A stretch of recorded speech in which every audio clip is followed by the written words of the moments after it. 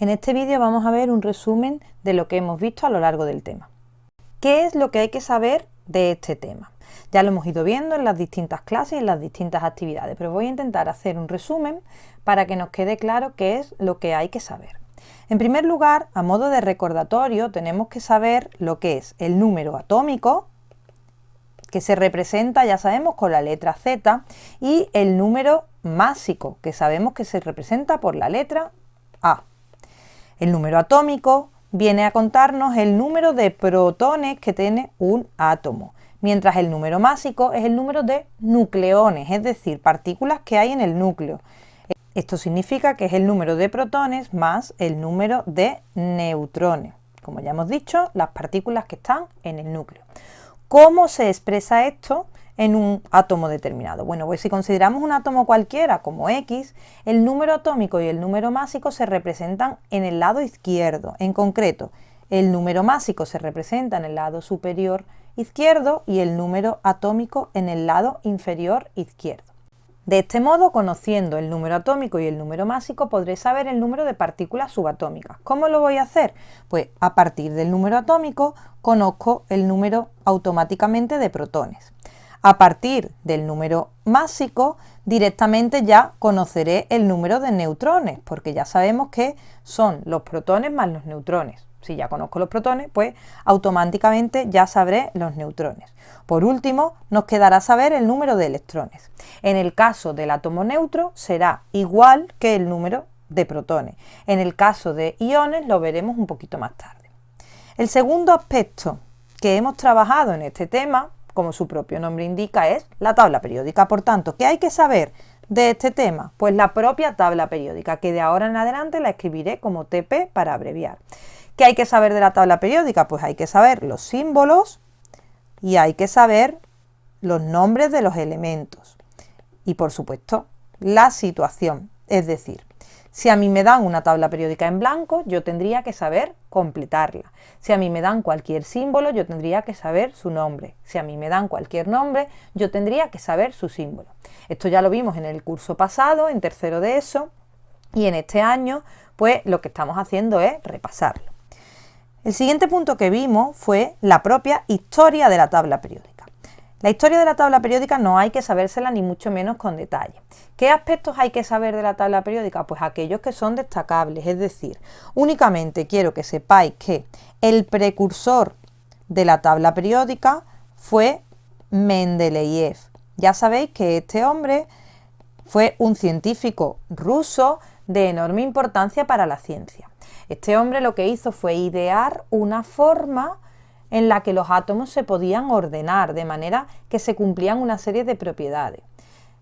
El mérito que tuvo Mendeleev fue que intuyó incluso algunos elementos que no se conocían en ese momento, pero que él dedujo, por estas propiedades que os digo, que tenían que existir. O sea, él fue un adelantado a su tiempo.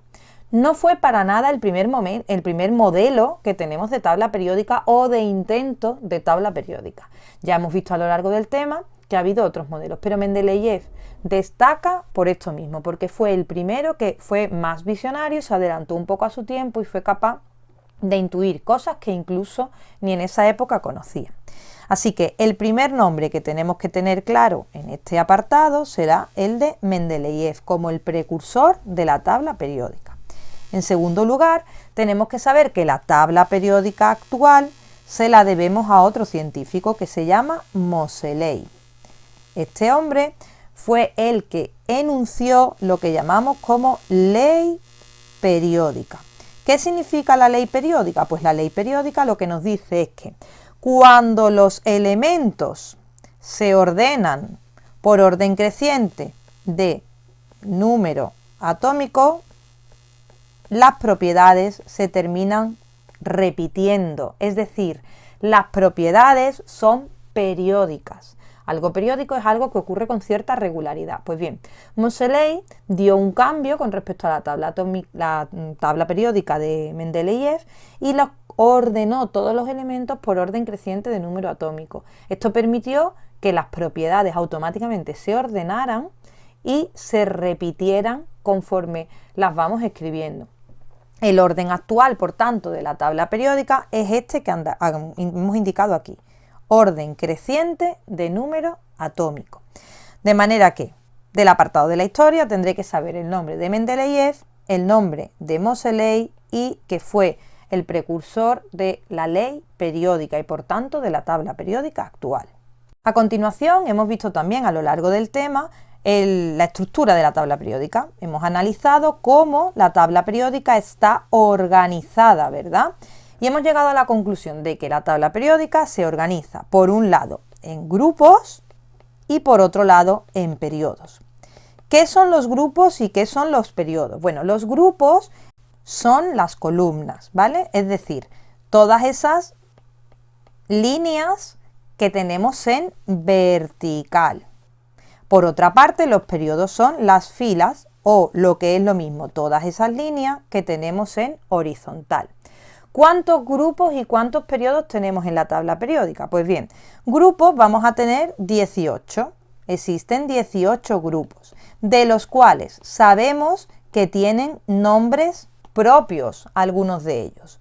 Estos nombres propios que tienen los grupos hay que sabérselos. Recordamos, tenemos los alcalinos, alcalinotérreos, metales de transición, los grupos de la parte derecha de la tabla periódica, que tenemos los boroideos, los carbonoideos, los nitrogenoides, los anfígenos, los halógenos y los gases nobles, ¿vale? Y por último, en la zona inferior teníamos los lantánidos y los actínidos, o también conocidos como metales de transición interna o tierras raras.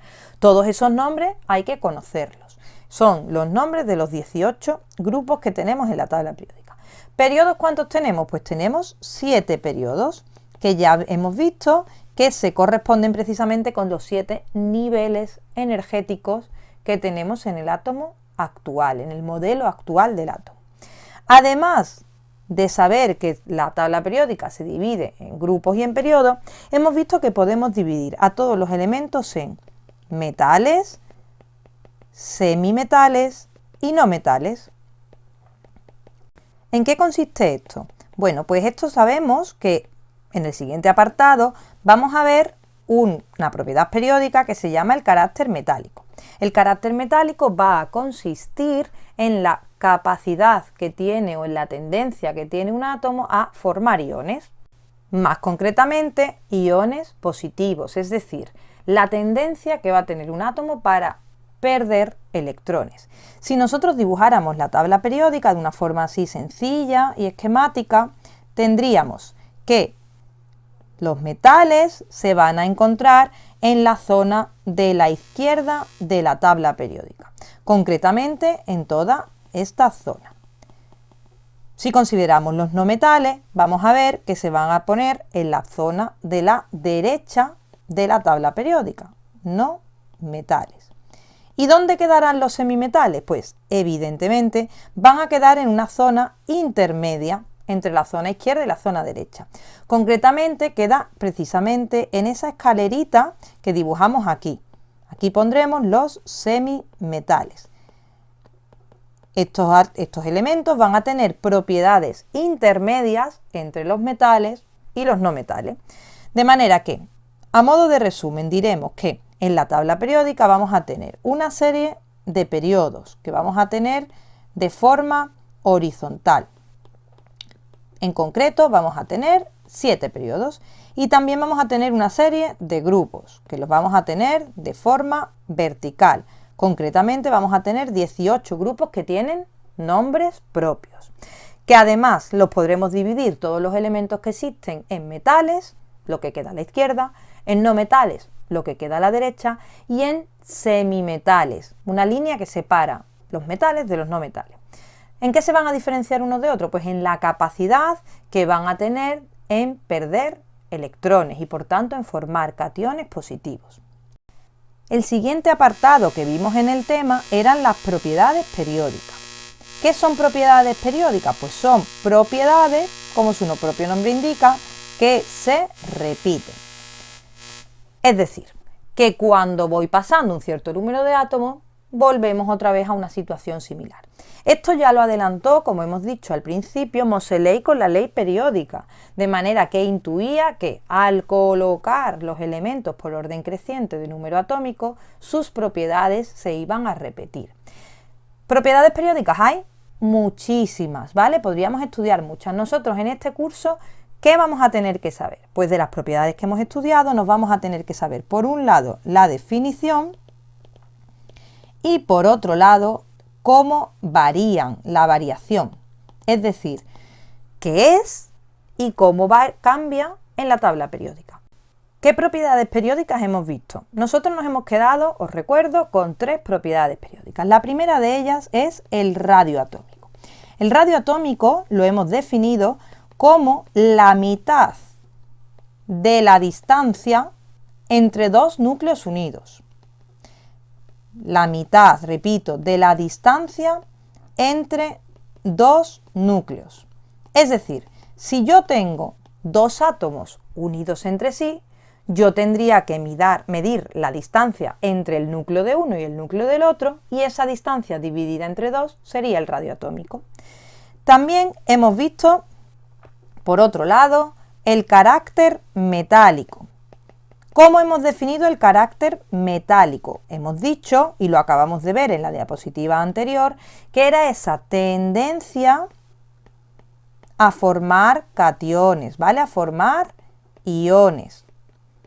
Es decir, otra forma de explicar el carácter metálico era esa tendencia a perder electrones. Y por último, hemos visto otra propiedad que se llamaba la electronegatividad. Cuando hablamos de electronegatividad, hablaremos de justo lo contrario que el carácter metálico, es decir, de la tendencia a ganar electrones. Es, como acabo de decir, las 2 propiedades contrarias una con respecto a la otra. ¿Cómo van a variar cada una de estas propiedades? El radio atómico, ¿cómo va a variar? El carácter metálico, ¿cómo va a variar? Y la electronegatividad, ¿cómo va a variar? Pues bien, en la tabla periódica podemos seguir un criterio así de flechas para que nos sea más visual y aprenderlo de forma más sencilla. De manera que el radio atómico sabemos que varía hacia la izquierda y hacia abajo. El carácter metálico varía en la misma dirección que el radio atómico, es decir, hacia la izquierda y hacia abajo. Y la electronegatividad, si acabamos de decir que es justo lo contrario que el carácter metálico, pues también evolucionará de la forma contraria, es decir, hacia arriba y hacia la derecha. ¿Esto qué quiere decir? Quiere decir que en un periodo el radio atómico va a variar aumentando el radio conforme disminuye el número atómico. Y sin embargo, en un grupo, el radio va a aumentar conforme aumenta el número atómico. ¿Qué va a pasar con el carácter metálico? Acabamos de decir que varía exactamente igual que el radio atómico, de manera que en un grupo, el carácter metálico va a aumentar conforme aumenta el número atómico. Y en un periodo, el carácter metálico va a aumentar conforme disminuye el número atómico. La electronegatividad, como ya hemos dicho, varía de forma contraria a las 2 anteriores, de manera que la electronegatividad en un grupo va a variar de manera que aumenta conforme disminuye el número atómico. Y en un periodo, pues, al contrario de lo que veíamos en las anteriores propiedades. La electronegatividad va a aumentar conforme el número atómico aumenta. Tendremos que manejar muy bien en estas propiedades qué es un grupo y qué es un periodo, para saber cómo se mueve en una y cómo se mueve en otra, si se mueve hacia arriba, hacia abajo, o hacia la izquierda o hacia la derecha. Pero ¿cómo me pueden preguntar esto? Aparte de preguntarme la propia definición de las propiedades periódicas, podrían preguntarme por cómo varían, de manera que me pueden pedir que compare distintos átomos. Vamos a verlo ahora mismo. Si yo tengo 2 átomos, imaginaos, un átomo A situado por esta parte y un átomo B situado por esta parte. Y a mí me piden que yo compare las distintas propiedades. Vamos a recordarlo. El radio atómico, hemos dicho que variaba. El radio variaba hacia la izquierda y hacia abajo. El carácter metálico hemos dicho que variaba igualmente hacia abajo y hacia la izquierda. Y por último, la electronegatividad hemos dicho que era contraria a las anteriores, hacia arriba y hacia la derecha. De manera que si a mí me pidieran calcular, o mejor dicho, comparar cada una de estas dos propiedades en estos dos átomos, vamos a ver cómo sería. El radio atómico, ¿cuál de estos dos átomos tendría mayor radio atómico? Pues como vemos que varía hacia la izquierda y hacia abajo, vemos claramente que el átomo A tiene mayor radio atómico que el átomo B. En el caso del carácter metálico, pues tendríamos un comportamiento similar porque varían de la misma forma.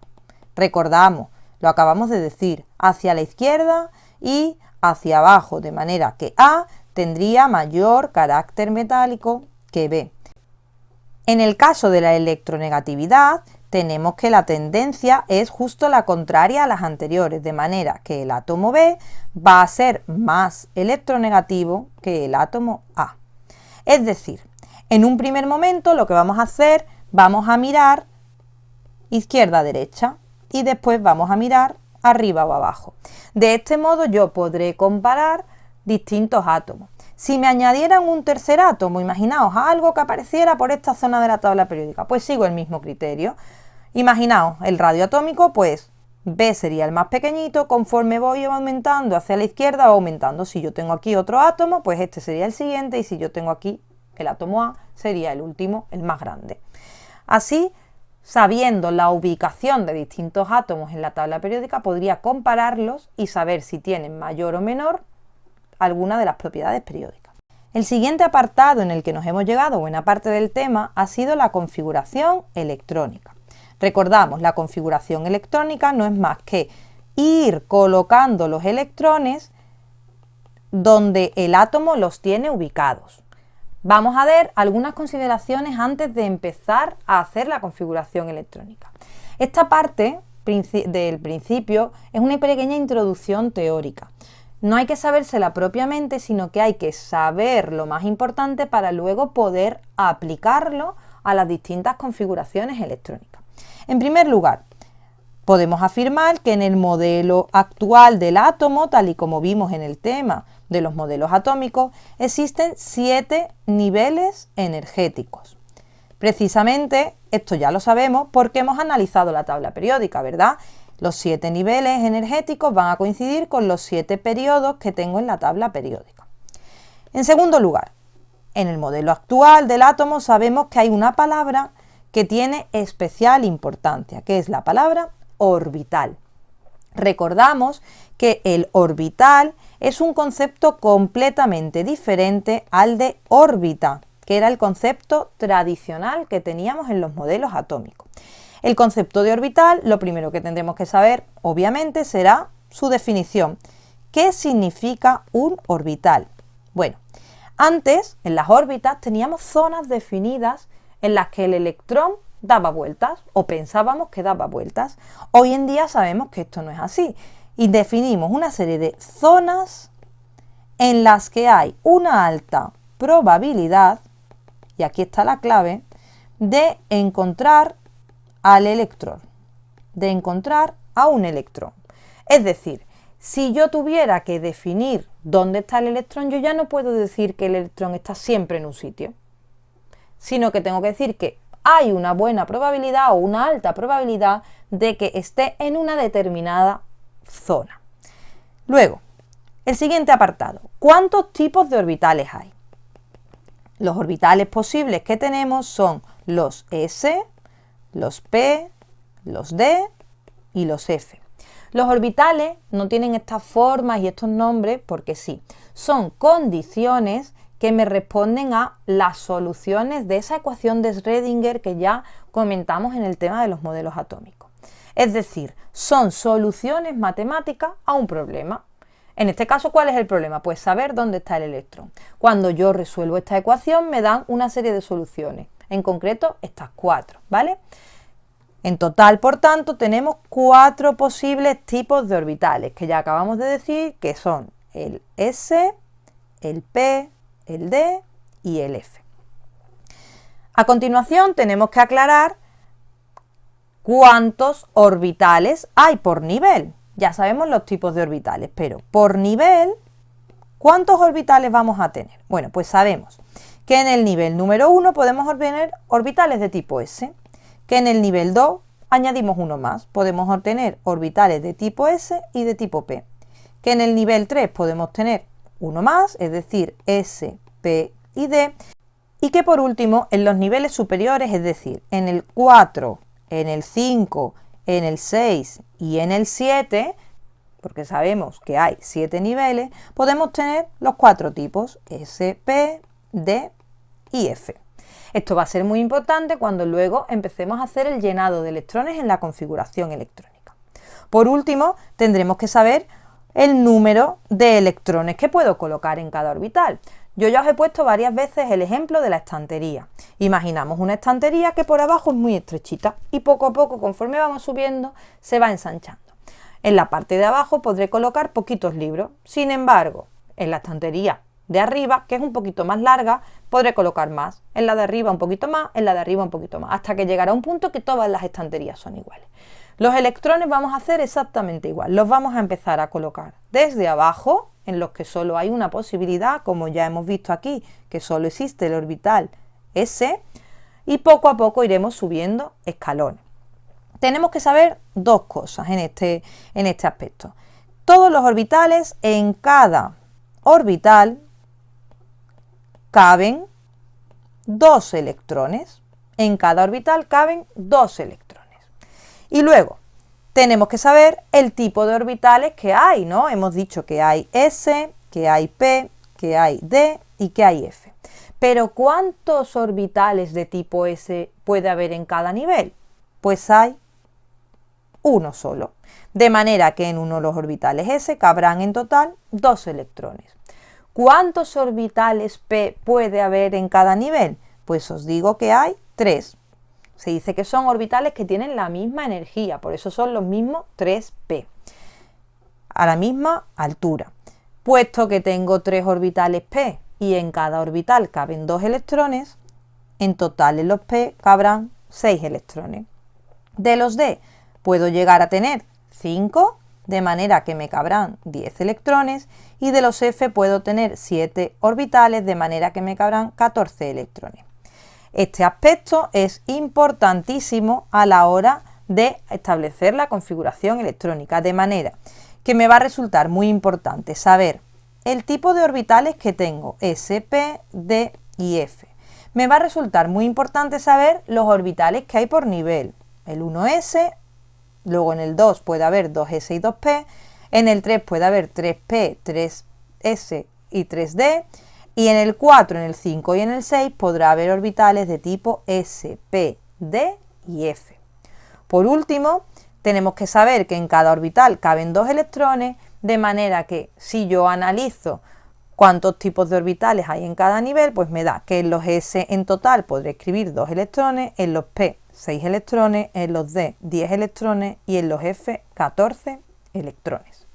Si continuamos explicando la configuración electrónica, ya podemos entrar de lleno en lo que es el procedimiento. El procedimiento es cómo tengo que ir operando, y para ello necesito que se cumplan una serie de normas. La primera norma que se tiene que cumplir es que yo no puedo rellenar los electrones en el orden que a mí me apetezca, sino que los tengo que rellenar por orden creciente de energía. Esto es muy importante. ¿Por qué? Porque ya hemos dicho la estantería, que yo no puedo empezar a llenarla por donde yo quiera, tendré que empezarla de abajo hacia arriba. Pues esto lo tendremos que aplicar en la configuración electrónica. El primer principio que se tiene que cumplir es lo que llamamos que el orden de llenado es un orden creciente de energía. La siguiente regla que se tiene que cumplir es el principio de exclusión, que lo enunció un científico que se llamaba Pauli. Este principio lo que nos dice es que no puede haber 2 electrones iguales, ¿vale? Esto lo vimos en los apuntes viendo el ejemplo de las flechitas. Si yo tengo una cajita que es un orbital, los electrones no puedo tener 2 electrones en la misma cajita, los dos dirigiéndose con la flechita hacia arriba. Tendré que poner uno con la flechita hacia arriba y otro con la flechita hacia abajo. La tercera norma que se tiene que cumplir era la regla de la máxima multiplicidad. Esta regla la enunció un científico que se llamaba Hund.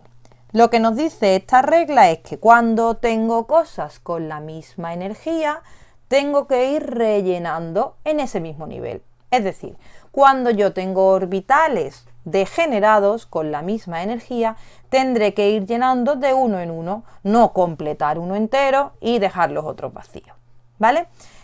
Es como si volviéramos al ejemplo de la estantería. Si yo tengo una estantería y a la misma altura tengo 4 huecos, tendré que rellenar los 4 huecos en orden, no completar uno y olvidarme del resto.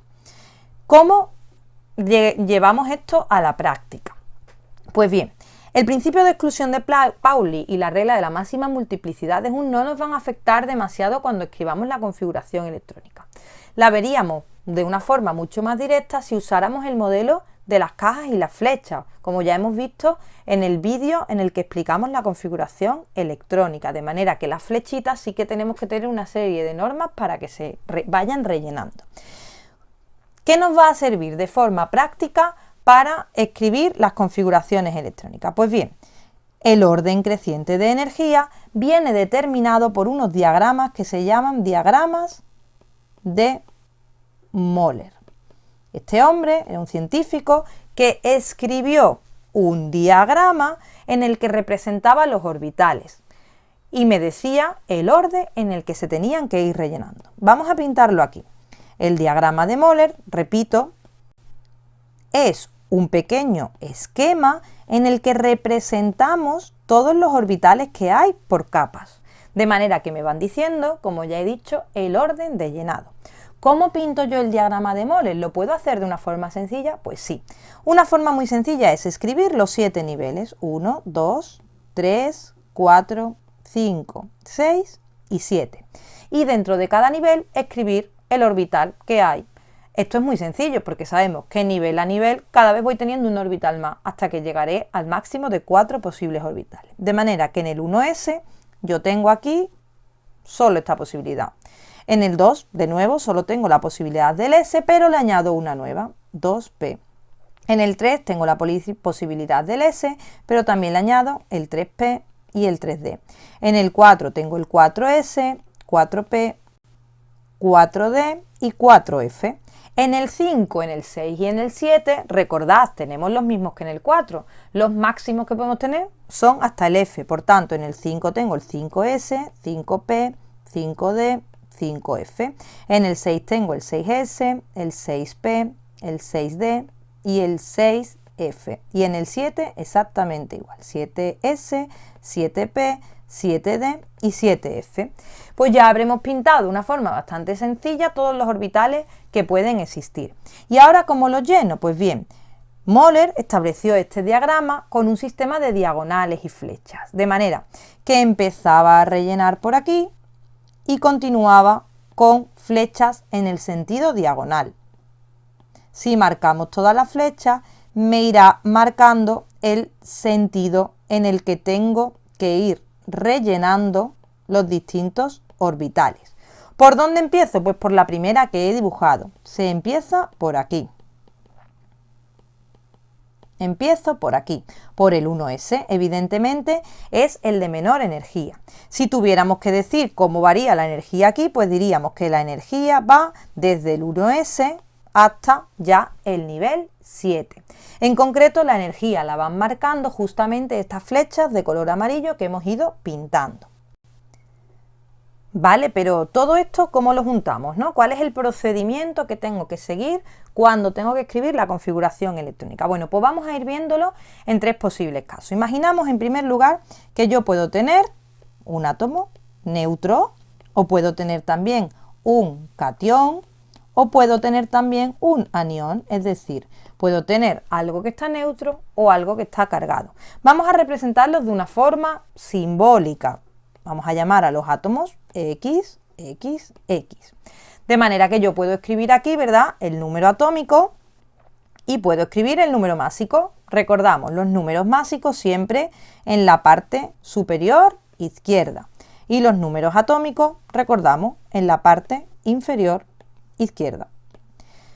Una vez que ya tengo establecido el número atómico y el número másico, en el caso del catión y del anión tendré cargas, ¿verdad? Pues aquí tendré una serie de cargas. En este caso vamos a poner genéricamente n cargas positivas y en este caso genéricamente vamos a poner n cargas negativas.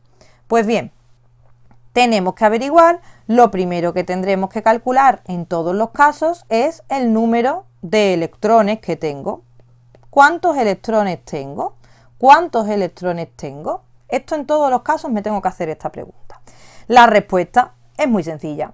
En primer lugar me tengo que ir al número atómico, de manera que el número de electrones vendrá respondido por el número atómico. El número atómico recordamos que es el número de protones, pero en un átomo neutro se equivale con el número de electrones. De manera que en el primer caso, es decir, en el átomo neutro, directamente tengo el número atómico. ¿Qué pasa en el caso del catión y del anión? Pues bien, que yo en un caso gano electrones y en otro caso pierdo electrones. Vamos a verlo. En el caso del catión, yo tengo carga positiva, ¿vale? Tengo que restar tantos electrones como cargas positivas tenga. ¿Lo hemos entendido? Es decir, imaginaos que yo tengo un átomo, por ejemplo, el sodio más, ¿vale? Es el átomo de sodio cargado positivamente. El sodio tiene un número atómico de 11, de manera que si tiene una carga positiva, yo no tendré 11 electrones, sino que tendré que colocar 10. De manera análoga, yo tendré el anión. El anión, ya sabemos, que es un átomo que ha ganado electrones. Por tanto, si los ha ganado, voy a tener más. Voy a tener que sumar tantos electrones como cargas negativas tenga. Esto es bastante lógico. Si yo tengo, por ejemplo, el átomo de flúor, tiene un número atómico de 9, pero si yo en vez de tener el flúor tuviera el fluoruro, es decir, F-, yo ya no tengo que colocar 9 electrones, tengo que colocar 9 más 1, el electrón que forma parte de esa carga negativa que el átomo ha ganado. Una vez que ya he aclarado el número de electrones que tengo en los distintos átomos o en las distintas especies o iones, el paso que me quedará será hacer el llenado de electrones. Es decir, tengo que coger todos los orbitales que tengo e irlos llenando.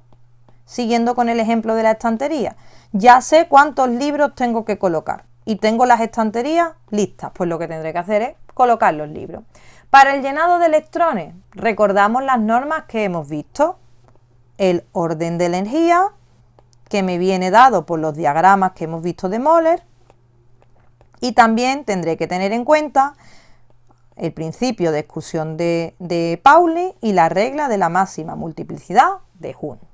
Vamos a ver un ejemplo. Si yo tuviera un átomo neutro que me dan como dato que su número atómico es 10 y el átomo, como ya he dicho, me dicen que es neutro, yo lo primero que tendré que analizar es, como ya he dicho, el número de electrones que tengo. Si Z es igual a 10, significa que tenemos 10 protones, ¿verdad? Es la definición precisamente del número atómico. Puesto que el átomo es neutro, tendré directamente 10 electrones. Estos 10 electrones son los que yo tengo que colocar en la configuración electrónica. ¿Cómo los vamos a ir llenando? Pues para eso precisamente tenemos el diagrama de Moller, que ya lo hemos dicho en diapositivas anteriores. ¿Qué era el diagrama de Moller? Pues recordamos, es un pequeño esquemita en el que represento todos los posibles orbitales que hay. ¿Qué tengo que hacer, por tanto, en este tipo de ejercicios? Pues pintarme un diagrama de Moller para todos los ejercicios y así lo tengo ya hecho.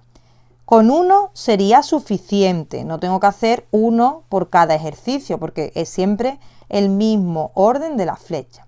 Si no lo tengo hecho, pues sobre la marcha, como vemos, se puede dibujar de una forma sencilla. ¿Qué tengo que ir haciendo? Pues tengo que ir llenando, claro, pero ¿cómo los lleno? Voy llenando en el orden que me dijo el diagrama de Moller, como hemos visto en las diagonales, sabiendo además cuántos electrones caben en cada capa. Yo ya sé que en esto, que son orbitales de tipo S, caben 2 electrones. Yo ya sé que en esto, que son orbitales de tipo P, caben 6 electrones. Yo ya sé que en estos, que son orbitales de tipo D, caben 10 electrones. Y yo ya sé que en estos, que son orbitales de tipo F, caben 14 electrones. De manera que me vendré al átomo que tengo, 10 electrones, y empiezo a rellenar. 1s2. Pues me vengo aquí y escribo 1s2.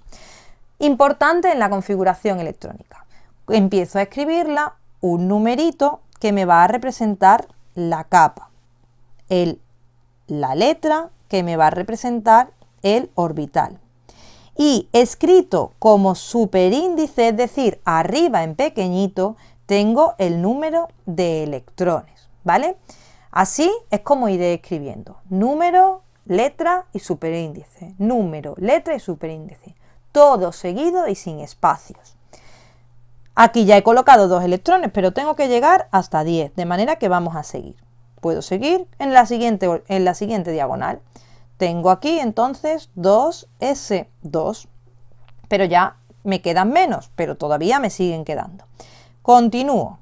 Tengo 2p6 y voy a contar cuántos llevo. 2p6. Si me pongo a contar, tengo aquí 2 electrones, otros 2 electrones son 4 y otros 6 ya son 10, que son justamente los que necesito. De manera que aquí habré escrito la configuración electrónica del átomo que tiene Z igual a 10 y que es neutro. Pero ¿qué pasa si, por ejemplo, tengo carga o si cuando empiezo a contar los electrones no cubro la capa entera? Bueno, pues vamos a poner un ejemplo con Z igual a 22 que tenga carga más 1. Bueno, en este caso lo primero, esto siempre, tengo que analizar el número de electrones. De manera que si este átomo fuera neutro, ¿qué pasaría? Si este átomo fuera neutro, Z es igual a 22 y esto significaría que tengo 22 protones y por tanto 22 electrones. Pero no tengo un átomo neutro, lo que tengo es un átomo con carga más 1. Esto significará que con estos datos que tengo aquí, como tengo carga más 1, como tengo más 1, pues ha perdido un electrón. Es decir, el átomo ha quitado un electrón y por ese motivo ha quitado su carga negativa y se ha quedado cargado positivamente. Todo esto me hace concluir que yo tengo que colocar un total de 21 electrones. ¿Cómo los voy a colocar? Pues de nuevo puedo pintar el diagrama de Moller.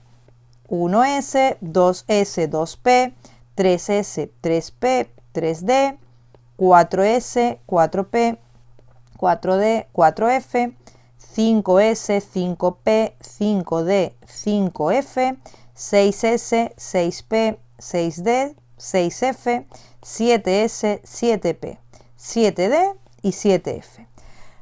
Os repito por enésima vez que este diagrama ya lo podríamos tener pintado, no es algo tan pesado que tengamos que ir haciendo todas las veces. Y empiezo a rellenar y a contar. Recordad, empiezo a rellenar 1s2, pues lo voy escribiendo, 1s2, ya llevo 2 electrones. Continúo, 2s2, pues ya llevo otros 2. 2p6, 3s2, 2p6, 3s2. Vamos a contar, llevo, en este caso, 2 y 2 son 4 y 6 son 10, pues llevo 12, todavía me quedan unos pocos. Continúo, tengo 3p6, 4s2. Vamos a contar por si nos hemos pasado.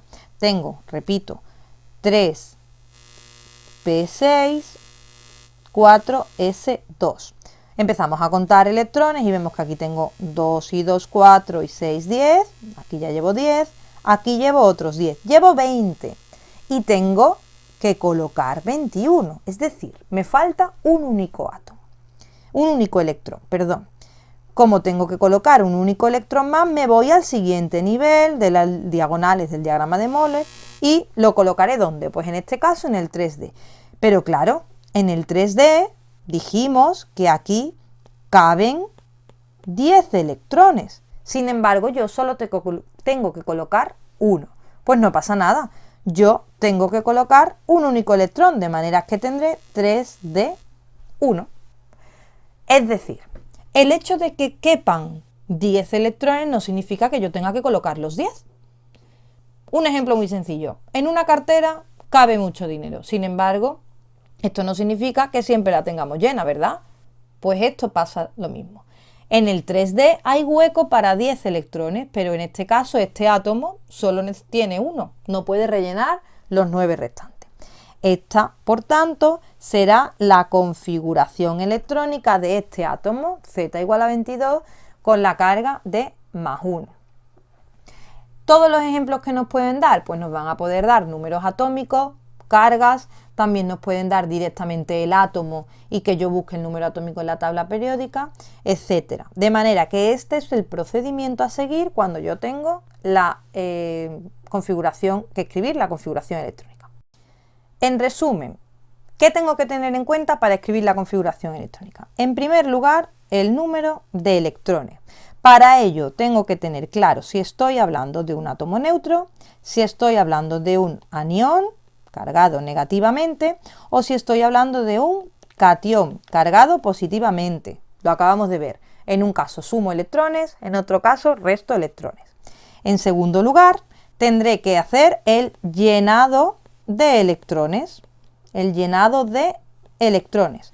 ¿Cómo haré esto? Pues por orden creciente de energía. Para ello, tengo una herramienta muy poderosa que ya sabemos que son los diagramas de Moller. Representaciones en las que me dicen el orden creciente de energía de los distintos orbitales. De manera que, una vez que yo ya tengo la disposición del átomo con su número másico y su número atómico y la posibilidad de que tenga carga positiva o carga negativa, a partir de ahí tendré que sacar en claro cuál es el número de electrones que tengo que llenar. Una vez hecho esto, tendré que proceder al llenado de electrones. De manera que, ¿cómo me va a quedar la configuración electrónica al final? Pues me va a quedar escrita de una forma similar a como hemos ido planteando en los distintos ejercicios. 1s2, 2s2, 2p6, 3s2, etcétera, etcétera, etcétera. ¿Hasta cuándo? Hasta que coloque el último electrón. ¿Vale? Hasta que coloque el último electrón. Si yo he contado el número de electrones que tengo que colocar, pues hasta que coloque el último acabaré la configuración electrónica. No lo vamos a ver en este tema, lo veremos ya en cursos posteriores. Veremos que hay formas de simplificar la escritura de la tabla de la configuración electrónica, de manera que lo podremos escribir en función de un gas noble y también podremos escribirla de otras formas, agrupando por niveles, etc. En este curso nos quedamos con esto que acabo de decir. Analizo el átomo, calculo el número de electrones y los lleno por orden creciente de orbital. En el último apartado del tema hemos visto la relación que hay entre la configuración electrónica de un elemento y la posición que tiene en la tabla periódica. La posición en la tabla periódica.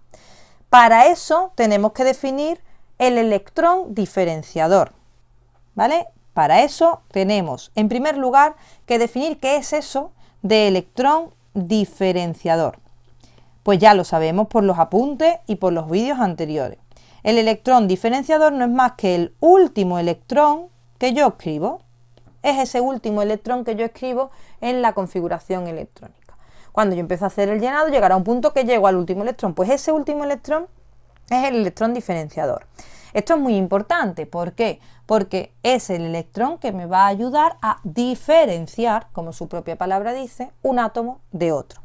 Vale, una vez que yo ya sé el electrón diferenciador, me puedo venir a la tabla periódica y definir los distintos bloques que existen. Vamos a verlos con un pequeño dibujo de la tabla periódica.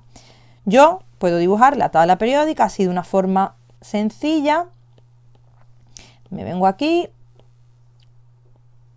y quedan definidos diversos bloques. En primer lugar, tenemos definido el bloque S. Este es un bloque de los dos primeros grupos de la tabla periódica. A continuación queda definido el bloque D, que es este grupo que queda en la zona central de la tabla periódica. En la parte de la derecha de la tabla periódica queda definido el bloque P y por último en esa zona baja, ¿vale?, que ya sabemos que en principio nosotros no la vamos a estudiar, va a quedar definido lo que llamaremos el bloque F. ¿Por qué se llaman bloque S, bloque P, bloque F, etcétera? Pues bien, se van a llamar así porque el electrón diferenciador va a estar en un orbital de ese tipo, S, P, D o F. Vamos a verlo. En este primer grupo, en este primer bloque, el bloque S, vamos a tener que los electrones diferenciadores, ese último electrón que escribo, van a ser o bien S1 o bien S2. En el bloque D, pues yo tengo que los últimos electrones van a ser desde el D1 hasta el D10, porque sabemos que aquí hay 10 grupos. En la parte del bloque P, pues tendré aquí desde el P1 hasta el P6, porque sé que aquí hay 6 grupos. En la parte del bloque F, pues ya sabemos que irán desde el F1 hasta el F14, porque sabemos que aquí tenemos 14 grupos. Bueno, pues, ¿cómo vamos a saber identificar el lugar de la tabla periódica con la configuración? Pues muy sencillo. A partir de la configuración electrónica siempre voy a poder averiguar la posición exacta del átomo. Va a ser, entre comillas, como jugar a los barquitos. De manera que el último electrón de esta capa, de la capa S, del bloque S, será del tipo NS. El numerito que me venga acompañado me identificará el periodo y el S1 o el S2 me va a identificar el grupo. En cuanto al bloque D, pues tendré una configuración del último electrón de este tipo, N-1D. De manera que ese N-1 me va a identificar el periodo y el numerito del D me va a identificar el grupo. Por último, tendremos el bloque P, cuyo último electrón va a tener una forma NP, de manera que N me va a identificar al periodo y P me va a identificar al grupo. Vamos a verlo entonces. Si yo tengo el electrón diferenciador, sea cual sea, yo tengo cualquier electrón diferenciador de toda la tabla periódica. Pues yo, cuando me dan el numerito del electrón diferenciador, 3s2, 4p, 5p, pues yo ya sabré dónde está situado ese elemento. Vamos a verlo a continuación con algún ejemplo para que nos quede algo más claro. Si pintamos una tabla periódica y vamos a representar luego algunos elementos sobre ella. Vamos a pintar una tabla periódica y vamos, como digo, a representar algunos elementos sobre ella. Pues bien, imaginamos un átomo cualquiera que está situado, por ejemplo, en el bloque S. Este de aquí, que tenemos, que es un átomo 2s2, ¿vale? ¿Cómo sé yo averiguar el grupo y el periodo de este átomo? Pues muy sencillo, vamos a verlo, el grupo. Y por otro lado, el periodo. ¿Cómo sé el grupo? Si os fijáis, en el bloque S solo hay dos posibilidades, ¿verdad? O eres del grupo 1 o eres del grupo 2. Como está situado en el segundo, esto lo sabemos gracias al 2s2, es decir, al numerito S de que está situado como superíndice. Recordamos, en el bloque S, en el grupo 1 teníamos la configuración de S1 y en el grupo 2 tenemos la configuración S2. De manera que el grupo será el grupo 2. ¿Y el periodo cuál va a ser? Pues en los átomos situados en el bloque S, directamente el periodo es el número que precede al orbital. De manera que tendremos que estará en el segundo periodo. Vamos a situar ahora un átomo que esté en el bloque D. Por ejemplo, vamos a poner este de aquí que sea el 3D9. ¿Cómo podremos analizar la posición de este átomo en la tabla periódica? Pues bien, del mismo modo podemos averiguar el grupo y del mismo modo podemos averiguar el periodo. El grupo, ¿Cómo sabemos qué grupo tiene? Pues tenemos el de 9, de manera que si seguimos escribiendo de forma correlativa lo que hemos escrito en el bloque S, tendríamos que este sería el grupo 3, 4, 5, 6, 7, 8, 9, 10, 11 y 12. De manera que tendré que contabilizar las dos columnas, los dos grupos que tengo en el bloque S y tendré que contabilizar, en este caso, 10 grupos o 10 columnas que hay en el bloque D. Pero yo no llego al último lugar, sino que me quedo aquí, en el puesto número 9. De manera que tendré que contabilizar 2 columnas del bloque S más otras 9, de manera que situaré este átomo en el grupo 11. Repito, este 11 viene del 2 que tengo del bloque S más 9 que tengo del bloque D. ¿Por qué 9? Pues porque me está diciendo la propia configuración que es 3D 9. El periodo en este caso, ya hemos dicho que en el bloque D había que restar una unidad para escribirle en la configuración electrónica. De manera que para saber el nivel, pues será 1 más. Fijaos, este numerito de aquí significa n-1. Ya lo hemos visto en el apartado anterior. Si n-1 es igual a 3, n va a ser igual a 4. De manera que el periodo será el periodo 4. De manera similar podríamos analizar un elemento situado en el bloque P. De manera que podríamos colocar, por ejemplo, un elemento que estuviera aquí. El 3, P3. Del mismo modo podemos saber cuál es su grupo y cuál es su periodo.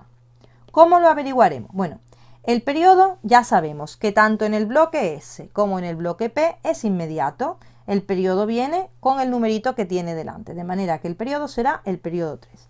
¿Y el grupo cuál va a ser? Ya hemos visto que hay 2 grupos del S, 10 grupos del D y luego sabemos también que hay 6 grupos en el P, es decir, añadimos otros 6. En concreto, este elemento está en el tercer lugar. En el tercer lugar. ¿Por qué? Porque me pone que es 3P3. De manera que estaría en el tercer lugar. Si seguimos nombrando o numerando de forma correlativa, tendremos que este será el grupo 13, 14, 15, 16, 17 y por último 18. De manera que lo que está situado en el tercer lugar será el grupo 15. ¿De dónde viene ese 15? Pues recordamos, vienen de los 2 del S, más los 10 del D, más los 3 que estamos añadiendo del bloque P. De esta forma, al conocer la configuración electrónica de un elemento, yo también podré situarlo en la tabla periódica. Con esto tenemos una información muy valiosa porque yo, únicamente sabiendo el número atómico, yo ya sé en qué parte de la tabla periódica va a estar situado. Y no solo por el hecho de saber dónde está situado, sino porque sabemos que el saber dónde está situado un elemento me va a dar idea de sus propiedades, de si tiene carácter metálico, de si tiene carácter no metálico, de si tiene el átomo de un mayor tamaño por el radio atómico, etcétera, etcétera. Me va a dar idea y muchísima información de cómo es el átomo y qué propiedades tiene. Por último, vamos a hacer un pequeño resumen de lo que hemos visto en el vídeo, de manera que tengamos muy claro que tenemos que estudiar de este tema. En primer lugar, tenemos que tener muy claro qué es el número atómico y qué es el número másico. Recordad que no es solo saber qué es cada cosa, sino que a partir de estos dos números tenemos que saber averiguar y calcular el número de protones, de neutrones y de electrones. En segundo lugar, me tengo que saber la tabla periódica, ¿verdad? Me tengo que saber los símbolos, me tengo que saber los elementos. En tercer lugar, hemos hecho un breve recorrido histórico, de manera que nosotros simplemente hemos destacado dos figuras. La figura de Mendeleev por la importancia que tuvo como precursor de la tabla periódica y la importancia de Moseley por enunciar la ley periódica y por ordenar los elementos por orden creciente de número atómico. De manera que todo lo que sabemos hoy en día de la tabla periódica se lo debemos a estos científicos. En cuarto lugar, hemos hablado de las propiedades periódicas. Recordamos que no nos hemos visto todas las que existen, sino que solo nos hemos quedado con 3. En primer lugar, el radio atómico. También hemos visto el carácter metálico y también hemos visto la electronegatividad. ¿Qué tengo yo que saber de estas propiedades? Pues tengo que saber la definición más la variación, cómo cambian en la tabla periódica. En quinto lugar, hemos visto la configuración electrónica. De la configuración electrónica hemos visto bastantes cosas muy interesantes, ¿verdad?